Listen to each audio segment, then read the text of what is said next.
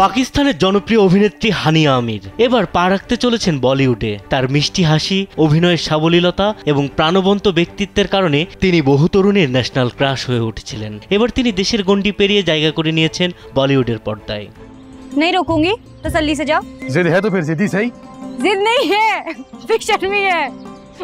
বহুল আলোচিত পাঞ্জাবি চলচ্চিত্র ফ্রাঞ্চাইজি সর্দারজি এর তৃতীয় কিস্তিতে অভিনয় করছেন হানিয়া। পাঞ্জাবি এক গণমাধ্যমের প্রতিবেদনে বলা হয়েছে, দীর্ঘ জল্পনা কল্পনার পর অবশেষে নিশ্চিত হয়েছে যে তিনি জনপ্রিয় সঙ্গীত শিল্পী অভিনেতা দিলজিৎ দোসাঞ্জের বিপরীতে অভিনয় করবেন। স্যান্ডেলিনা সো রূপচর্চায় আভিজাত্য। रहे हैं मुझको इसकी क्या वजह है, मैंने तो कभी तुम्हारा दिल दुखाया भी नहीं।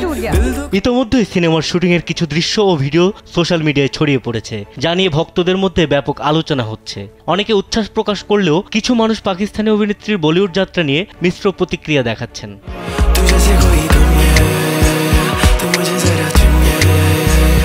যদিও সর্দারজি 3 এর গল্প নিয়ে এখনো বিস্তারিত কিছু প্রকাশ করা হয়নি, তবে সিনেমাটির মুক্তির তারিখ চূড়ান্ত হয়েছে।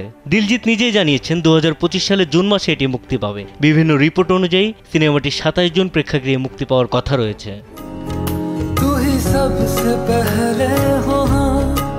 হানিয়া একসময় বাংলাদেশে প্রচুর জনপ্রিয় হয়ে ওঠে তার হাসি সহ লুক নিয়ে।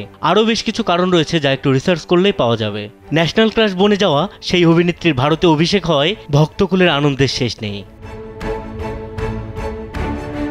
বিনোদন ডেস্ক, কালবেলা।